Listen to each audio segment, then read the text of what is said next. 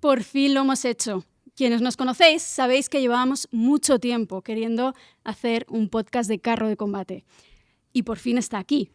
En este espacio vamos a analizar, como siempre hacemos, lo que consumimos pensando en sus impactos sociales y medioambientales.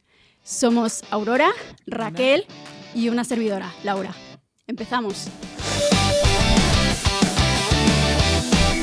Hola chicas, ¿cómo estáis? Yo estoy nerviosa, ¿cómo estáis vosotras? Yo encantada de este estreno, pero también un poquito como un flan, ¿eh? Sí, nerviosa es poco, la verdad. Nada, muy contentas de estar aquí. Llevábamos un montón de meses, incluso igual más de un año, intentando hacer realidad este programa y bueno, por fin estamos en el aire. Sí, de hecho tuvimos la fecha cerrada para empezar a grabar ya hace unas cuantas semanas, prácticamente meses. Tuvimos que aplazarlo, pero bueno, por fin hoy estamos aquí, ¿no? Voy a explicar un poquito cómo van a ser estos podcasts de carro de combate. Estos capítulos van a ser monográficos. En cada uno de ellos vamos a hablar de una industria concreta y en algunos casos serán aspectos específicos de una industria. En algunos episodios, como por ejemplo el de hoy, vamos a estar solo nosotras contando las investigaciones que nosotras mismas hemos hecho para carro de combate, pero en otros invitaremos a personas expertas para que sean ellas mismas quienes nos den las claves del tema del que estemos hablando. Y recuerda que si eres mecenas, podrás ver este vídeo de forma exclusiva unos días antes de su lanzamiento oficial y que además, siendo mecenas, nos estarás apoyando para que podamos seguir haciendo episodios como este.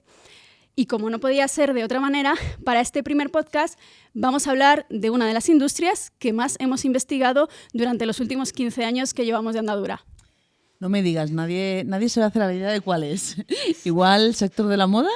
Eso es. Eso es, el sector textil, que fue uno de los primeros que investigamos cuando empezamos allá por 2012. Y en los últimos años hemos llevado a cabo una nueva investigación centrada en los impactos socioambientales que hemos llamado Moda Basura y que muchas de las personas que nos estaréis escuchando conoceréis. Y que, como todas las investigaciones que hacemos, nos ha llevado a analizar las principales empresas, su publicidad, la situación en diferentes países y un largo etcétera que vamos a intentar desgranar hoy un poquito entre las tres.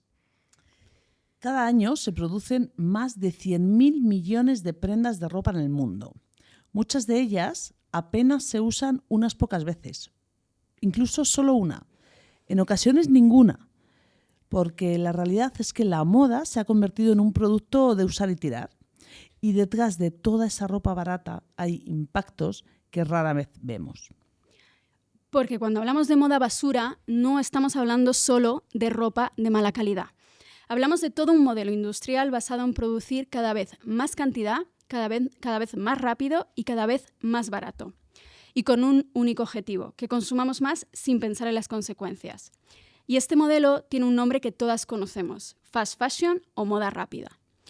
Una moda que apenas nos ponemos unas pocas veces, como ha dicho ya Aurora, y que se consume casi como si fuera prácticamente un vaso desechable. Y esta moda rápida ha llevado a un gran incremento de la producción. En las últimas décadas, la producción textil mundial se ha duplicado, mientras que el tiempo de uso de las prendas se ha reducido de forma drástica. Solo un dato muy concreto. En 2023 se alcanzó un nuevo hito en la producción de fibras textiles con 132 millones de toneladas producidas. Casi nada. Es complicado hacerse a la idea, ¿no?, de lo que significa esta cantidad de prendas. Pero vamos a intentar poner un poco de orden, vamos a empezar por el principio. Nos preguntamos, ¿cuándo comienza todo esto? La realidad es que el ser humano se ha vestido desde la prehistoria. Durante siglos, la ropa sirvió para cubrir una necesidad básica, aunque con el tiempo se fue incorporando como un fuerte componente de identidad y de estatus. Esto poco a poco fue evolucionando y ya a partir de la Edad Media, vestir no era solo protegerse del frío, sino también mostrar quién eras y a qué clase social pertenecías. El primer punto de inflexión llega, como en tantas otras industrias, con la Revolución Industrial, en el siglo XVIII, cuando el hilado y otros procesos comienzan a mecanizarse. Sin embargo, en nuestro caso, hablando de la moda, el gran salto decisivo se da a mediados del siglo XIX, cuando las fábricas comienzan a producir ropa en masa, ropa que ya no está hecha a medida. Este modelo se consolida sobre todo tras la Segunda Guerra Mundial con la aparición del prêt-à-porter, que democratiza la moda y desafía la alta costura. Sin embargo, hay cosas que han cambiado poco y desde el inicio esta industrialización ha estado ligada a condiciones laborales muy duras, especialmente para las mujeres, que han sido las principales encargadas de trabajar en las fábricas y que muchas de ellas eran y continúan siendo mujeres migrantes. Esto llevó ya desde los inicios a huelgas y manifestaciones por parte de las trabajadoras, siendo una de las más significativas la huelga de las camiseras, en la que miles de mujeres que trabajaban en talleres de Nueva York se levantaron, esto era el año 1909, para demandar mejoras en las condiciones laborales. Aunque hubo efectivamente mejoras, por ejemplo, se redujo la jornada laboral.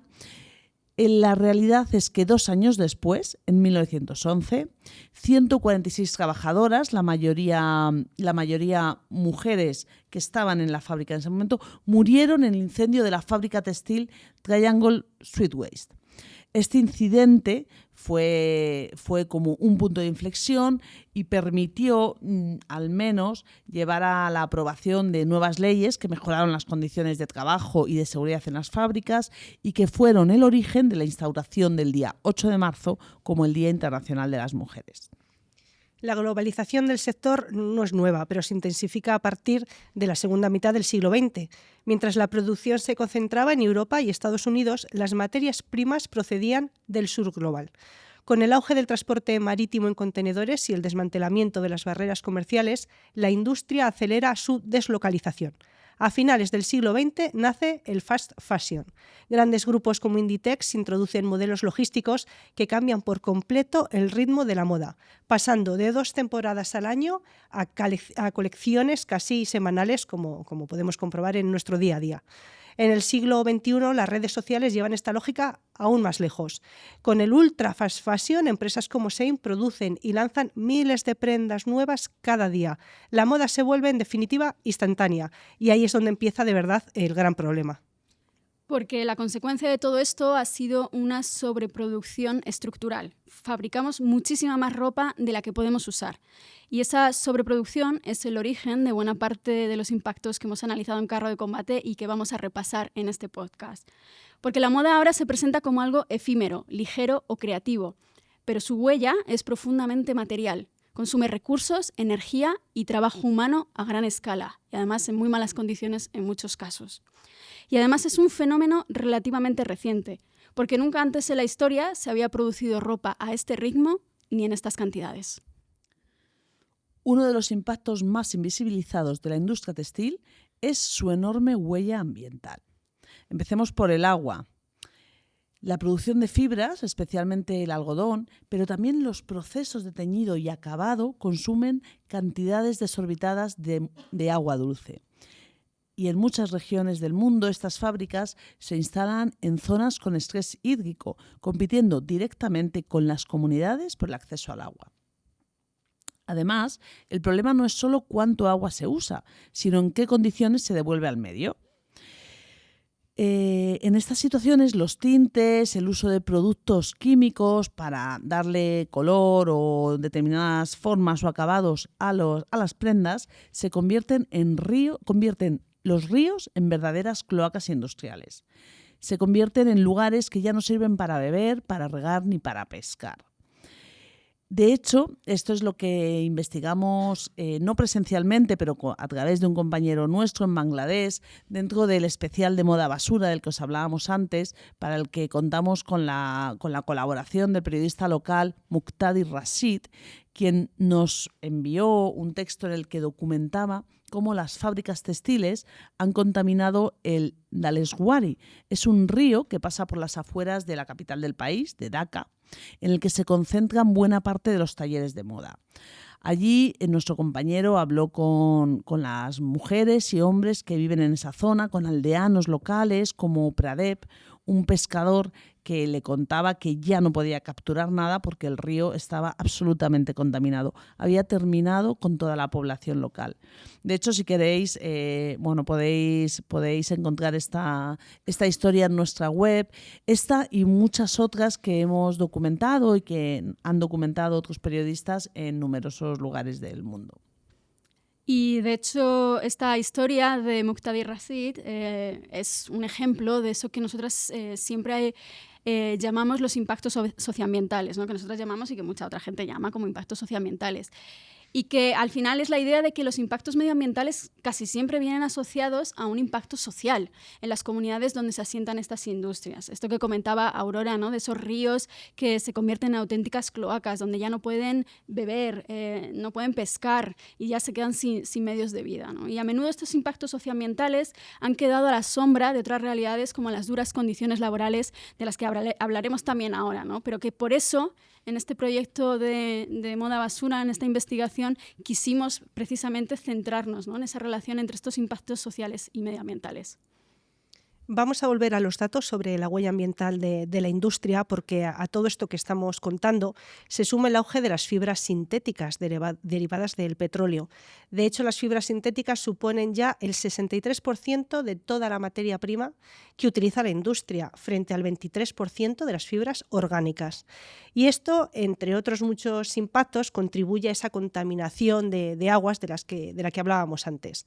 De hecho, se calcula que en un solo lavado, aunque pueda parecer sorprendente, pueden desprenderse entre 600.000 y 1,5 millones de fibras por kilo de tejido, dependiendo del tipo de tejido, del tipo de lavado, pero vamos, el dato está ahí y es impresionante. Y que hasta 500.000 de toneladas de microplásticos procedentes de nuestras lavadoras llegan cada año a los océanos. Sí, ¿no? Recordemos que de media una lavadora tiene como entre 8, 9, 10 kilos, ¿no? Cada vez que ponemos una lavadora, esa es la cantidad de tejido que estamos metiendo. Y si un 60% es de estas fibras sintéticas, pues imaginaros, ¿no? La gran cantidad de microplásticos que en cada lavado se desprenden. Y ante esta contaminación por microplásticos, pues el marketing, que es muy sabio, ¿no? Y saben hacer muy bien sus estrategias, nos han vendido como solución el reciclaje del poliéster para fabricar precisamente telas, ¿no? Y supongo que muchas de las que nos estáis escuchando habréis visto esos anuncios de botellas de agua que de repente se convierten en cazadoras, en jerseys o en bolsos, ¿no? Pues bien, resulta que al final es peor el remedio que la enfermedad. Y un estudio reciente, ¿no? Decía que las prendas de poliéster reciclado pueden generar incluso un 55% más de microplásticos que las de poliéster virgen. Y hay una cosa más que es importante cuando hablamos de tejidos y de su impacto, que es no solo importa de qué está hecha la prenda, sino de la mezcla de las fibras que se utilizan, porque esto dificulta muchísimo su reciclaje. Por ejemplo, cuando veáis, ¿no? Una etiqueta que pone 50% de algodón y 50% de poliéster y otra que ponga solo 100% de poliéster, pues la realidad es que es mucho más fácil de reciclar la segunda, aunque sea toda de plástico. Y esto es especialmente perverso en el elastano, que es una fibra que se añade a la tela para que sea elástica, generalmente en estas prendas, por ejemplo, deportivas o incluso en la ropa interior, que es prácticamente imposible de reciclar, ¿no? De hecho, alguien hace no mucho que se dedica al reciclaje textil me la calificó como la kriptonita del reciclaje. Me estoy acordando, de hecho, Laura, de la visita que estuvimos haciendo en una planta de reciclaje y allí nos contaban cómo todas estas prendas que llevan cada vez más, ¿no? Brilli, brilli por aquí, cremalleritas, un dibujito, algo pegado, que esas prendas son prácticamente imposibles de reciclar porque tienen tantos elementos que no se sabe exactamente qué son, que no caben como en ninguno de los espacios específicos. Y por otro lado tenemos el clima. Hablamos mucho de calentamiento global, de cambio climático, de crisis climática, y hay que recordar que la industria de la moda es responsable de un porcentaje significativo de las emisiones globales de gases de efecto invernadero. Se calcula, de hecho, que produce aproximadamente el 10% de las emisiones de CO2 globales, lo que supondría más que la aviación y el transporte marítimo juntos. parte de esta huella procede de las fibras sintéticas de las que hemos hablado antes, pero la mayor parte está relacionada con la logística y el transporte. De nuevo, con la forma en la que consumimos, ¿no? Porque una prenda hecha por una gran marca suele viajar miles de kilómetros antes de llegar a la tienda en la que la compramos. Pensemos, por ejemplo, en un ejemplo que sería bastante realista, sería normal, una prenda que se fabrica con algodón procedente de la India.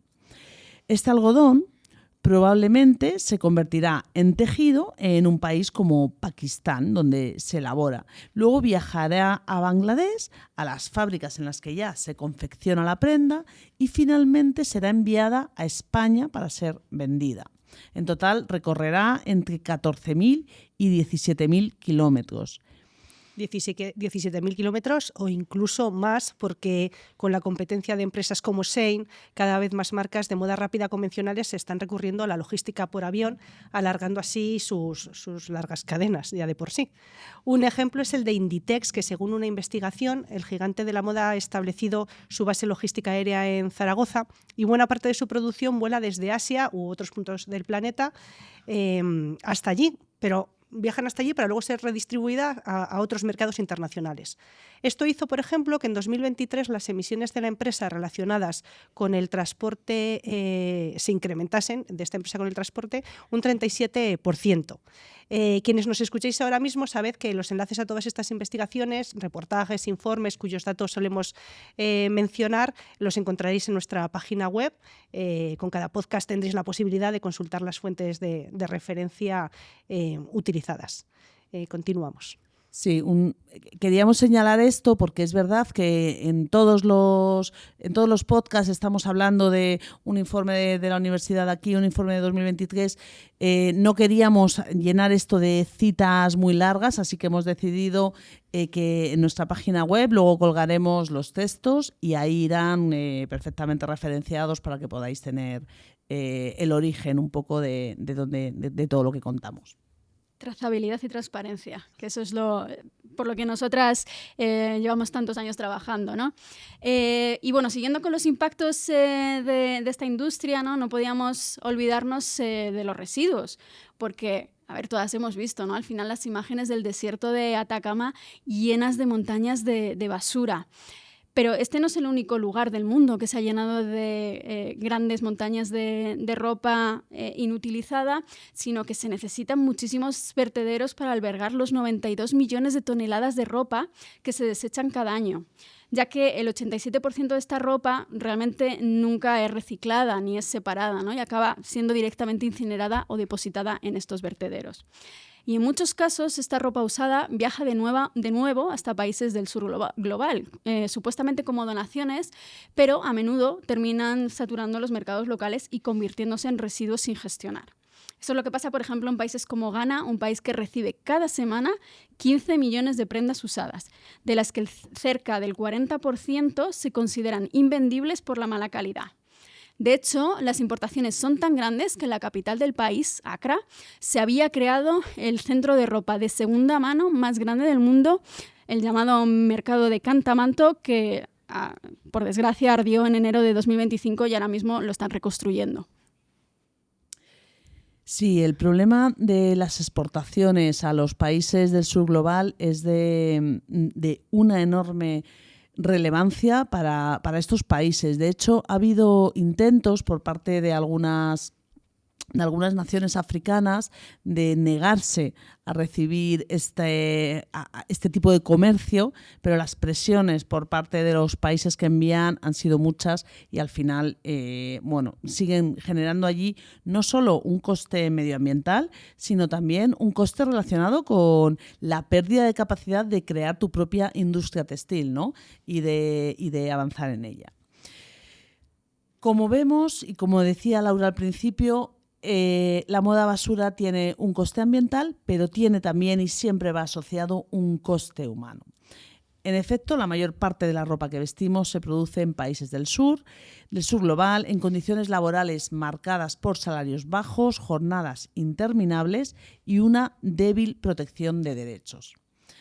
Todo esto ocurre principalmente porque la fragmentación de las cadenas de suministro permite a las grandes marcas desentenderse, desembarazarse de lo que ocurre en los eslabones más bajos.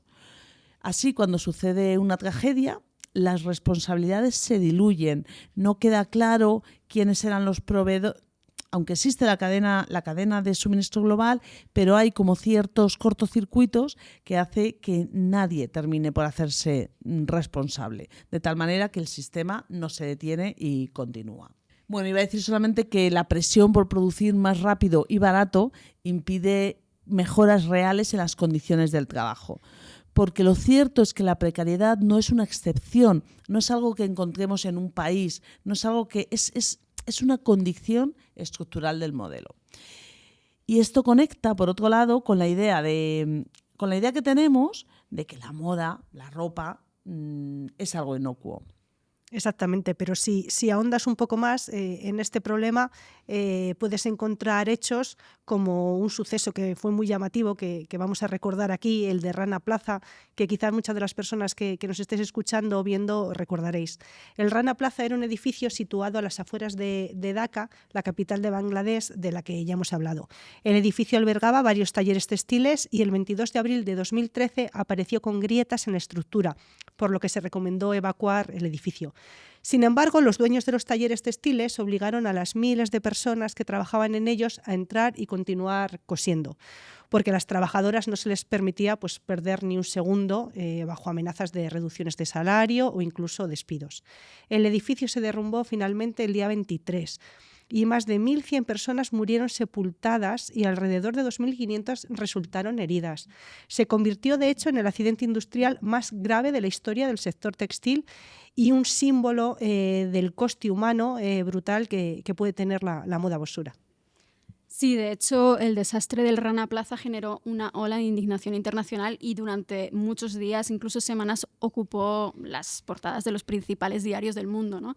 Y yo la verdad es que tengo que reconocer que en aquel momento fui bastante optimista porque pensé que un cambio real iba a ocurrir, porque era tal la indignación que realmente parecía que ya de verdad tanto las marcas como las personas consumidoras como que íbamos a cambiar el chip, ¿no? Y sin embargo, por desgracia, poco ha cambiado desde entonces e incluso se puede decir que hemos ido a peor, ¿no? Sobre todo en los últimos quizá 5 años. Y aunque es verdad que ha habido algunos avances en la seguridad de las fábricas, sobre todo en Bangladesh, porque es que no se quieren exponer a otro desastre de estas magnitudes, las condiciones laborales han mejorado muy poco, ¿no? Por ejemplo, si hablamos de salarios, las trabajadoras en ese país siguen recibiendo un salario un 60% inferior a lo que necesitan para vivir dignamente, ¿no? Esto quiere decir que apenas reciben el 40% de lo que necesitan para dar de comer a sus familias, asegurarles un techo y bueno, pues, que tengan todas las necesidades básicas cubiertas. Sí, efectivamente, por poner datos concretos, en un país como Bangladesh el salario mínimo es de unos 98 euros al mes. Pero esto supone aproximadamente un 40% o menos, un 37% para ser concretos, de lo que necesitan para vivir dignamente. Y lo peor es que hay incluso trabajadoras que no llegan a este mínimo. En concreto, 1/3 de las trabajadoras asegura encontrarse por debajo de este salario.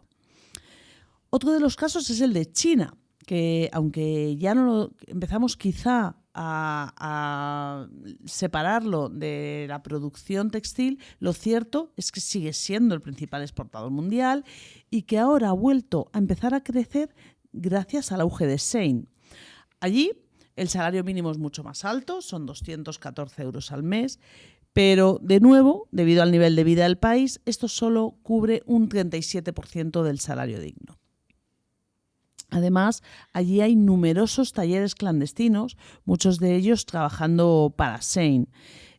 Precisamente en el anuario de este año, que podéis ver aquí, el anuario de consumo crítico de 2025-2026, llevamos una galería con un fotoreportaje con imágenes tomadas por un periodista francés que estuvo durante meses dentro de los propios talleres y ahí se pueden ver algunas de las condiciones, ¿no?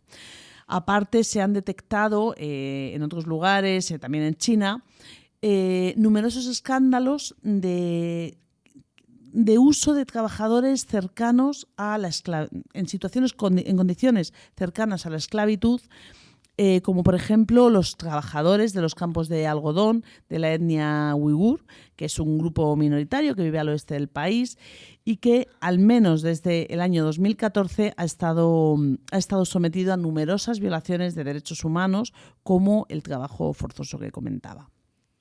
Hemos hablado del repunte de la producción en China. Sin embargo, este repunte podría durar poco porque los aranceles de la administración Trump están haciendo que Shein desplace su producción a su vecino Vietnam, que ya se ha convertido en el tercer exportador mundial. En este país la situación de las trabajadoras no es muy diferente al que comentábamos y el salario mínimo es de 132 euros mensuales. También supone poco más de un tercio de lo que necesitarían para vivir dignamente en su país.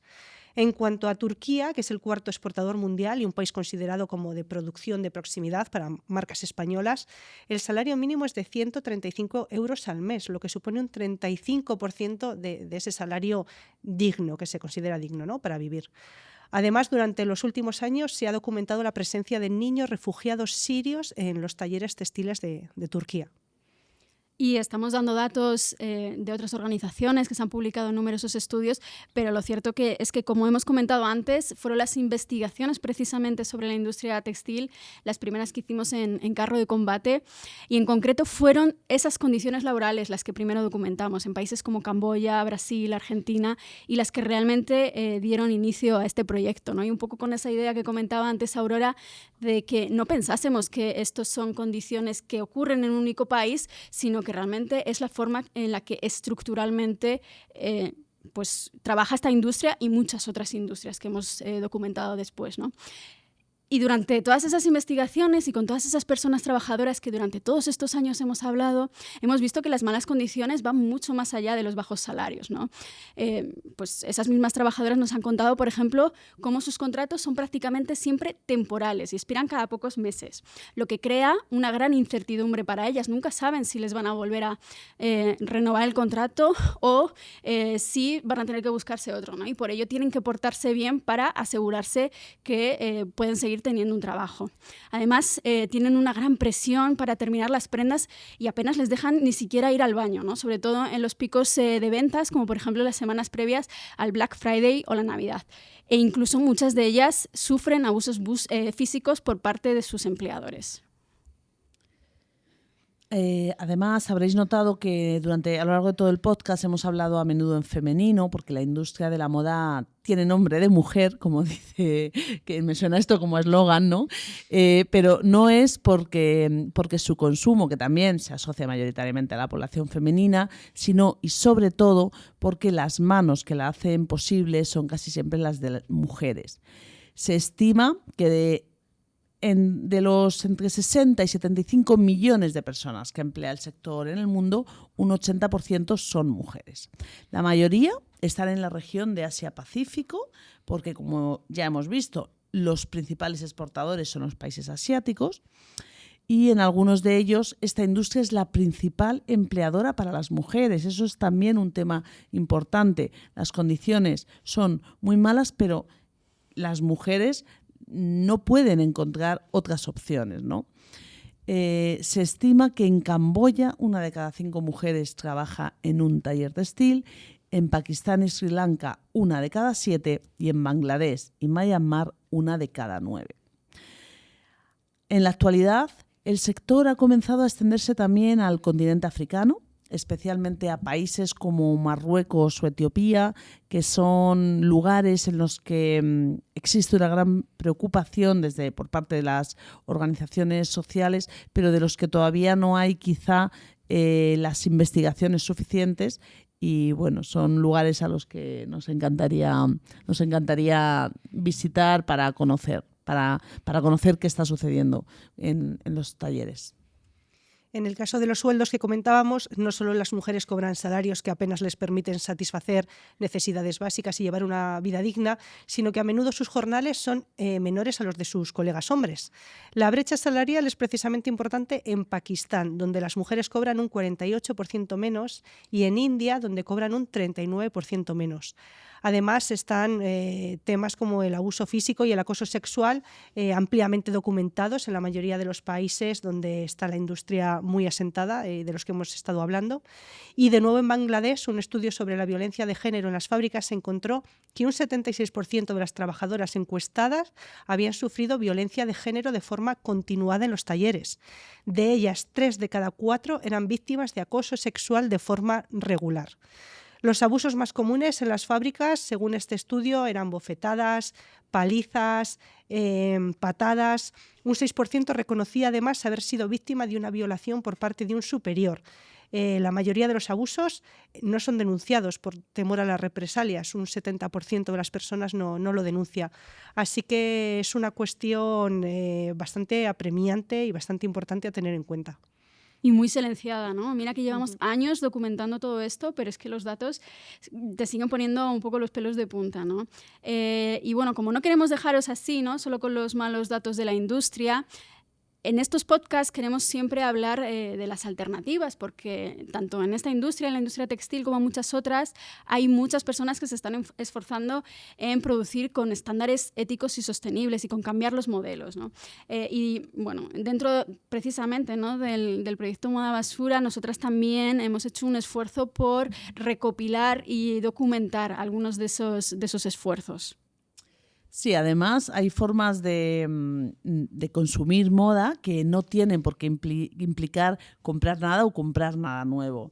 Por ejemplo, bueno, la primera regla de oro de la moda sostenible es alargar la vida de las prendas, reparar la ropa, reducir, arreglar una cremallera o llevar la prenda a ajustar cuando ya no encaja. Esto reduce de forma directa la necesidad de producir nuevas piezas. A esto se suma la segunda mano. Una opción que cada vez es más accesible, con más tiendas, espacios en los que encontrar y también plataformas, pero sí nos gustaría señalar que no se trata solo de usar plataformas para deshacerse rápidamente de lo que hemos comprado también rápidamente en grandes marcas, ¿no? La idea sería un poco explorar mercadillos, tiendas locales, compartir con amigos y amigas, intercambiar estos productos.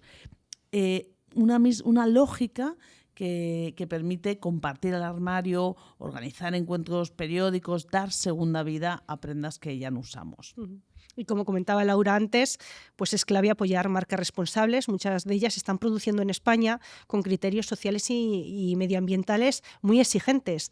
Para orientarse conviene consultar directorios especializados que permiten identificar proyectos coherentes y transparentes o, como os decía antes Laura, nosotras también hemos hecho un esfuerzo por dar visibilidad a estas marcas.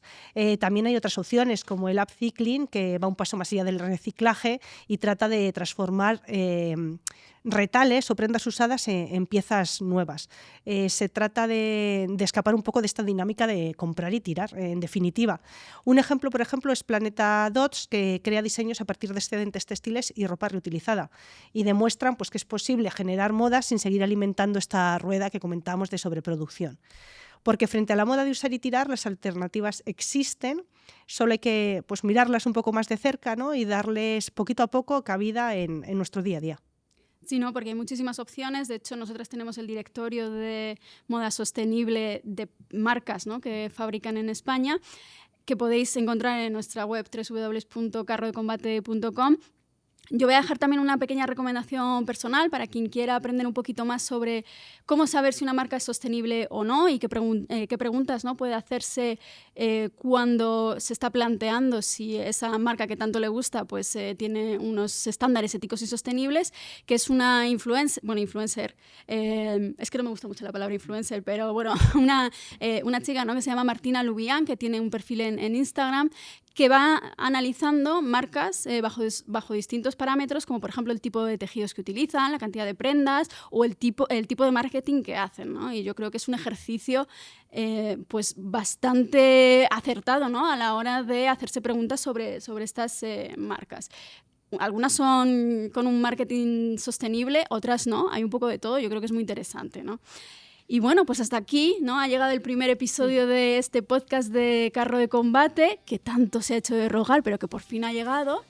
Si has llegado hasta aquí y te ha interesado lo que te hemos contado, no dudes en echar un vistazo a nuestra web www.carrodecombate.com, donde podrás encontrar toda la investigación de Moda Basura en el apartado de grandes investigaciones. Y además, como ya se ha comentado, ¿no?, en la web vamos a subir todo este guión con todos los links a todas las fuentes, por si queréis ampliar la información. Y, como ya hemos dicho, ¿no?, estos podcasts van a ser posibles gracias al apoyo de nuestras mecenas, así que si tú también quieres apoyarnos para que sigamos produciendo episodios como este, puedes hacerte mecenas desde tan solo 5 euros al mes. De hecho, este es el primer episodio de una mini temporada de 3 podcasts en los que también hablaremos sobre inteligencia artificial y sobre plásticos. Y que esperamos poder continuar, pero eso es algo que dependerá, honestamente, de nuestro presupuesto. Esperamos que te haya gustado y no dudes en dejarnos tus comentarios, que será así como podremos ir mejorando. Muchas gracias por estar ahí. Muchas gracias, Aurora. Muchas gracias, Raquel. Encantado. Muchas gracias, lo hemos superado. Lo hemos superado, Prueba sí. superada. Sí.